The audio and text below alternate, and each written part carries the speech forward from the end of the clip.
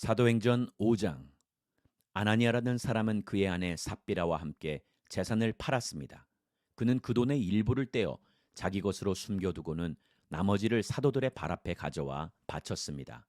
그의 아내도 이 사실을 다 알고 있었습니다. 그러자 베드로가 말했습니다. 아나니아야, 어떻게 내가 사탄에게 마음을 빼앗겨 성령을 속이고 땅값으로 받은 돈의 일부를 내 것으로 몰래 숨겨 놓았느냐? 그 땅은 팔기 전에도 내 소유였고 또 팔고 난 뒤에도 내 마음대로 처분할 수 있지 않았느냐? 그런데 왜 이런 일을 마음에 품었느냐? 너는 사람을 속인 것이 아니라 하나님을 속인 것이다. 아나니아는 이 말을 듣자마자 쓰러져 죽었습니다. 그리고 이 일을 듣는 사람들은 모두 두려움에 사로잡혔습니다. 그때 청년들이 들어와 그 시체를 싸서 들고 나가 묻어주었습니다. 3시간쯤 지나서 그의 아내가 무슨 일이 일어났는지도 모르고 들어왔습니다. 베드로가 그녀에게 물었습니다. 말해보아라. 너와 아나니아가 땅을 팔아 받은 돈이 이것뿐인가? 삽비라가 대답했습니다. 네, 그게 전부입니다. 베드로가 그녀에게 말했습니다. 너희가 어째서 서로 짜고 주의 영을 시험하려고 하느냐? 보아라, 내 남편을 묻은 사람들이 문 앞에 있으니 이번에는 너를 메고 나갈 것이다. 바로 그 순간 삽비라도 그 발 앞에 쓰러져 죽었습니다. 그러자 청년들이 들어와 그가 죽은 것을 보고는 메고 나가 그 남편 곁에 묻었습니다. 온 교회와 이 일에 대해 소문을 들은 모든 사람들은 큰 두려움에 사로잡혔습니다. 사도들은 사람들 가운데 많은 기적들과 표적들을 일으켰습니다.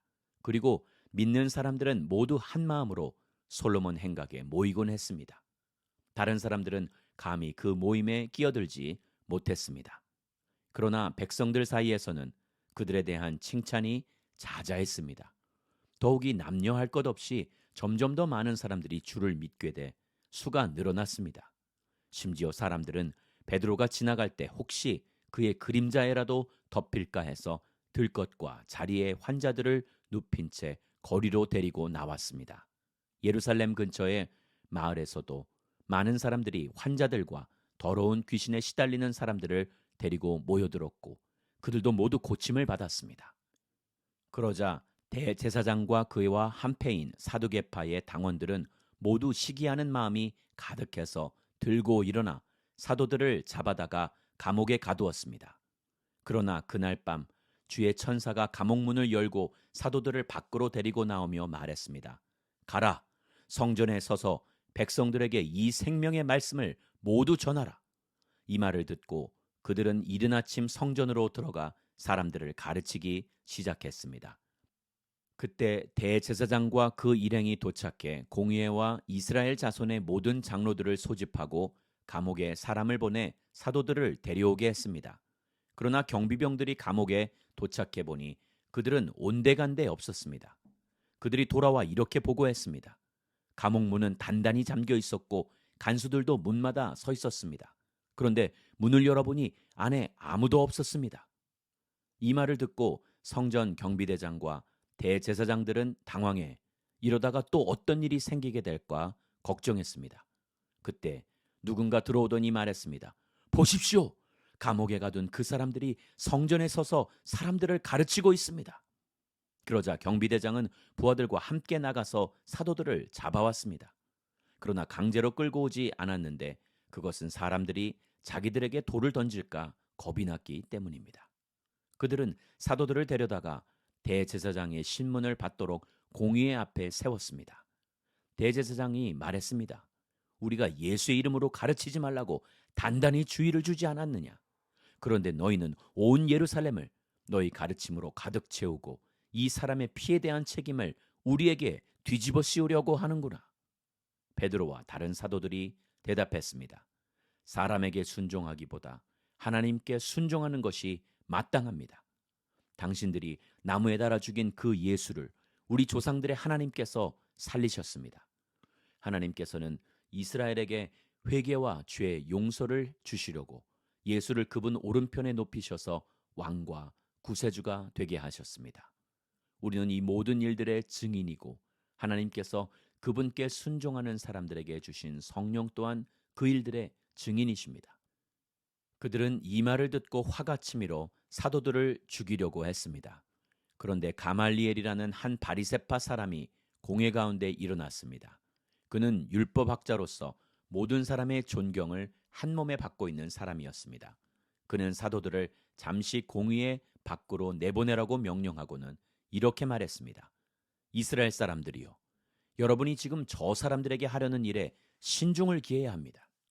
언젠가 드다가 나타나서 자신이 대단한 사람인 양 공포하고 다니자 400명이라는 사람들이 따랐습니다. 그러나 그는 죽임을 당했고 그를 추종하던 사람들은 모두 뿔뿔이 흩어지고 말았습니다. 결국 그 일은 아무것도 아닌 일로 끝났습니다. 그 사람 뒤에도 갈릴리 사람 유다가 인구조사를 할 때 나타나서 많은 추종자들을 거느리고 반란을 도모했지만 역시 죽임을 당했고 그를 추종하던 사람들도 모두 흩어졌습니다. 그러니 지금의 경우에 대해서도 내가 한마디 하자면 저 사람들을 상관하지 말고 그냥 내버려 둡시다. 만일 그 목적이나 행동이 사람에게서 비롯된 것이라면 망하고 말 것입니다.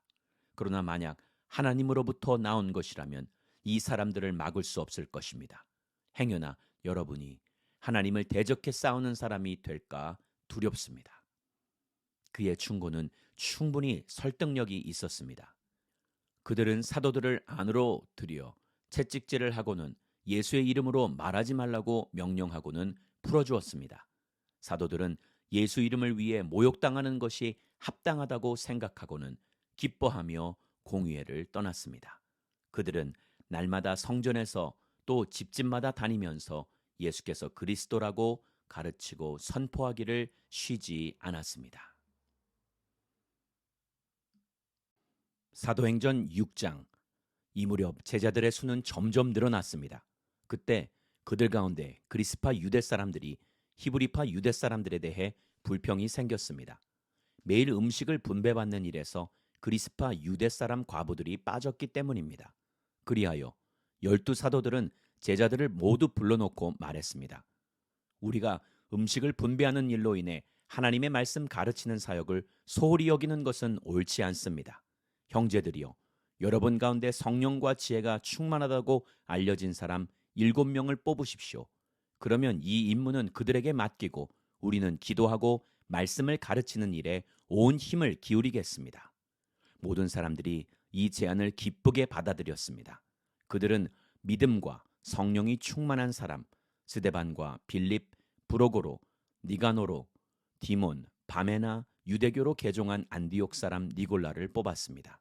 그들은 이 사람들을 사도들 앞에 세웠고 사도들은 그 사람들 머리 위에 손을 얹고 기도했습니다. 이렇게 해서 하나님의 말씀은 계속 널리 퍼져나갔으며 이로써 예루살렘에 있는 제자들의 수도 많이 늘었고 더욱이 수많은 제사장들도 이 믿음에 순종하게 됐습니다. 스데반은 하나님의 은혜와 능력이 충만해 사람들 가운데 큰 기사와 표적을 행했습니다. 그런데 그때 구레네, 알렉산드리아, 길리기아와 아시아 등지에서 온 유대 사람들로 구성된 이른바 자유인의 회당에 속한 사람들 가운데 스데반을 반대하는 사람들이 일어났습니다. 그들은 스데반과 논쟁을 벌이기 시작했지만 스데반이 지혜와 성령으로 말하는 것을 모두 당해낼 수 없었습니다. 그러자 그들은 돈을 주고 몇몇 사람을 시켜 스데반이 모세와 하나님을 모독하는 것을 들었다라고 말하게 했습니다. 그들은 이렇게 백성들과 장로들과 율법학자들을 선동해 스데반을 붙잡아 공회 앞으로 끌고 갔습니다. 그들은 가짜 증인들을 내세워 거짓 증언을 하게 했습니다. 이 사람은 이 거룩한 것과 율법에 대해 험담을 그치지 않고 계속해 왔습니다. 우리는 이 사람이 나사렛 예수가 이곳을 무너뜨리고 모세가 우리에게 전해준 관습들을 바꿀 것이라고 말하는 것을 들었습니다. 그러자 공회에 앉아있던 사람들이 모두 스데반을 주목했습니다. 그때 그의 얼굴은 마치 천사의 얼굴처럼 보였습니다. 사도행전 7장. 대제사장이 스데반에게 사람들이 고소한 이 내용들이 사실이냐고 물었습니다. 이 말에 대해 스데반이 대답했습니다. 형제들이요, 그리고 어르신들, 내 말을 들어보십시오. 우리 조상 아브라함이 하란에 살기 전 아직 메소포타미아에 있었을 때 영광의 하나님께서 그에게 나타나 내 고향과 친척을 떠나 내가 내게 보여줄 땅으로 가거라고 말씀하셨습니다. 그래서 아브라함은 갈대아 땅을 떠나 하란에 가서 살았습니다. 거기서 그의 아버지가 죽은 후 하나님께서는 여러분이 지금 살고 있는 이 땅으로 아브라함을 보내셨습니다. 그러나 하나님께서는 여기에서 손바닥만한 땅도 아브라함에게 유산으로 주시지 않았습니다. 대신에 그와 그 씨가 이후에 그 땅을 갖게 되리라고 약속하셨습니다. 그때 아브라함에게는 자식도 없었는데 말입니다. 하나님께서 아브라함에게 이렇게 말씀하셨습니다. 내 후손이 자기 땅이 아닌 곳에서 나그네가 될 것이다.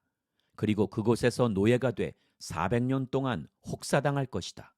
그러나 그들이 노예로 섬기게 될 그 나라에 내가 벌을 내릴 것이다. 그러고 나서야 그들이 그 땅에서 나와 이곳에서 나를 경배하게 될 것이다. 그러고 나서 하나님께서는 아브라함에게 할례의 언약을 주셨습니다. 그리하여 아브라함은 이삭을 낳았고 태어난 지 8일 만에 아들에게 할례를 주었습니다. 나중에 이삭은 야곱을 낳았고 야곱도 우리 12조상을 낳았습니다. 그런데 우리 조상들은 요셉을 시기한 나머지 그를 이집트의 노예로 팔아버렸습니다. 그러나 하나님께서는 그와 함께 계셔서 모든 어려움에서 그를 구해주셨습니다. 또 하나님께서는 요셉에게 지혜를 주셔서 이집트 왕 바로의 총애를 받게 하셨습니다. 왕은 요셉을 총리로 삼아 이집트와 왕궁을 다스리게 했습니다. 그때 이집트와 가나안 온 땅에 큰 가뭄이 들어 사람들이 심한 고통을 겪게 됐습니다. 우리 조상들도 먹을 것이 없었습니다. 야곱은 이집트에 곡식이 있다는 소문을 듣고는 우리 조상들을 처음으로 그곳에 보냈습니다. 그들이 이집트에 두 번째로 갔을 때 요셉은 자기 형제들에게 자기가 누구인지 밝혔으며 바로도 요셉의 가족에 대해 알게 됐습니다. 이 일 후에 요셉은 사람을 보내 아버지 야곱과 모든 친족까지 합해 75명을 불렀습니다. 그리하여 야곱은 이집트로 내려가게 됐으며 그와 우리 조상들은 그곳에서 죽었습니다. 그 후에 그들의 시신은 세겜으로 옮겨져 무덤에 묻혔습니다. 그 무덤은 과거에 아브라함이 세겜에서 하몰의 자손들에게 얼마의 돈을 주고 사둔 것이었습니다. 하나님께서 아브라함에게 하신 약속을 이루실 때가 가까워지자 이집트에 살고 있는 우리 민족의 수가 엄청나게 늘어났습니다. 한편 그때 요셉에 대해 아무것도 모르는 다른 왕이 이집트의 통치자가 됐습니다. 그는 우리 민족을 속여 이용해 먹었고 우리 조상들을 괴롭히며 그들의 갓난아기들을 강제로 내다버려 죽게 했습니다. 이때 모세가 태어났는데 그는 하나님 보시기에 남달리 아름다웠습니다. 모세의 부모가 3달 동안 그를 집에 숨기면서 기르다가 어쩔 수 없이 밖에 버리게 됐는데 이때 바로의 딸이 그를 주워 데려다 자기 아들로 키웠습니다. 모세는 이집트 사람들이 가진 모든 지혜를 배웠고 그의 말과 행동에 큰 능력이 나타났습니다. 모세가 40살이 되자 자기 동족 이스라엘 백성들을 돌봐야겠다는 결심을 하게 됐습니다. 모세는 자기 백성들 가운데 한 사람이 이집트 사람에게 학대당하는 것을 보고 그 편을 들러갔다가 그 이집트 사람을 쳐 죽이고 원수를 갚아주었습니다. 모세는 자기 동족만큼은 하나님께서 자기를 통해 그들을 구원해 내실 것을 깨닫고 있으리라 생각했지만 실제로 그들은 깨닫지 못했습니다. 그 다음날 모세는 서로 싸우고 있는 2명의 이스라엘 사람들에게 다가가 화해시킬 생각으로 말했습니다. 여러분, 당신들은 같은 형제들인데 어째서 다투고 있단 말입니까? 그러자 싸움을 걸었던 사람이 모세를 밀치며 말했습니다. 누가 당신을 우리의 지도자나 재판관으로 세웠소? 당신이 어제 이집트 사람을 죽인 것처럼 나도 죽이려는 것이오? 모세가 이 말을 듣자 그는 미디안 땅으로 도망쳐 나왔습니다. 그는 거기서 나그네 생활을 하며 2 아들을 낳았습니다. 40년이 지난 후 한 천사가 시내산 근처 광야에서 타오르는 가시나무 떨기 불꽃 가운데 모세에게 나타났습니다. 모세는 이 광경을 보고 놀랐습니다. 그가 더 자세히 보려고 가까이 다가가자 주의 음성이 들렸습니다. 나는 내 조상의 하나님, 곧 아브라함과 이삭과 야곱의 하나님이다. 이에 모세는 두려워 떨며 감히 쳐다보지도 못했습니다. 그때 주께서 그에게 말씀하셨습니다. 내 신을 벗어라. 내가 서 있는 곳은 거룩한 땅이다. 내가 이집트에 있는 내 백성이 억압당하는 것을 분명히 보았고 또 그 신음소리를 듣고 그들을 구원하기 위해 내려왔다. 자, 이제 내가 너를 이집트로 보낼 것이다. 이 사람은 이스라엘 백성이 누가 당신을 우리의 지도자나 재판관으로 세웠소? 라면서 거부하던 사람인데 가시나무 떨기 불꽃 가운데 나타났던 천사를 통해 하나님께서 직접 모세를 그들의 지도자와 구원자로 보내셨습니다. 모세는 백성을 이집트에서 인도해내면서 이집트와 홍해 앞에서 그리고 40년 동안 광야에서 기적들과 표적들을 행했습니다. 이스라엘 백성에게 하나님께서 너희 백성 가운데 나 같은 예언자를 보낼 것이다 라고 한 사람이 바로 이 모세입니다. 그는 시내산에서 말하던 그 천사와 함께 우리 조상들과 더불어 광야 교회에 있으면서 살아있는 말씀을 받아 우리에게 전해주었습니다. 그러나 우리 조상은 그의 말을 듣지 않고 오히려 그를 거절하며 그 마음으로 이집트로 돌아갈 생각을 했습니다. 그들은 아론에게 우리를 인도할 신들을 만들어 주시오. 우리를 이집트에서 인도해낸 모세라는 사람은 도대체 어떻게 됐는지 모르겠소라고 말했습니다. 그리고 그들이 송아지를 본떠 우상을 만든 것이 바로 이때였습니다. 그들은 이 우상에게 제물을 바치고 자기들의 손으로 만든 것을 기뻐했습니다. 그러자 하나님께서는 그들에게서 돌아서시고 그들이 하늘의 별들을 섬기게 내버려 두셨습니다. 이것은 예언자들의 책에 기록된 것과 같습니다. 이스라엘 백성아, 너희가 40년 동안 광야에 있을 때 내게 희생과 제물을 가져온 적이 있었느냐? 너희는 너희가 숭배하려고 만든 몰록의 천막과 너희 신 레판의 별을 높이 들었다. 그러므로 내가 너희를 바벨론 저편으로 옮길 것이다. 우리 조상은 광야에서 증거의 장막을 가지고 있었습니다. 이것은 하나님께서 모세에게 지시하신 대로 그가 본 양식에 따라 그대로 만든 것입니다. 우리 조상들은 이 장막을 물려받아 하나님께서 우리 조상들 앞에서 쫓아내신 이방 민족들의 땅을 차지할 때도 여호수아의 인도를 따라 그 장막을 가지고 가나안 땅에 들어갔습니다. 그리고 그 장막은 다윗의 시대까지 그 땅에 있었습니다. 다윗은 하나님의 은혜를 누린 사람으로 야곱의 집안을 위해 하나님의 처소를 짓게 해달라고 간청했으나 하나님을 위한 집을 지은 사람은 솔로몬이었습니다. 그러나 지극히 높으신 하나님께서는 사람이 지은 집에 계시지 않습니다. 이것은 예언자가 한 말과 같습니다. 주께서 말씀하시기를 하늘이 내 보좌고 땅이 내 발판이다. 그런데 너희가 나를 위해 무슨 집을 짓겠느냐? 또 내가 쉴 만한 곳이 어디 있겠느냐? 이 모든 것을 다 내 손으로 만들지 않았느냐? 목이 곧고 마음과 귀가 꽉 막힌 사람들이요.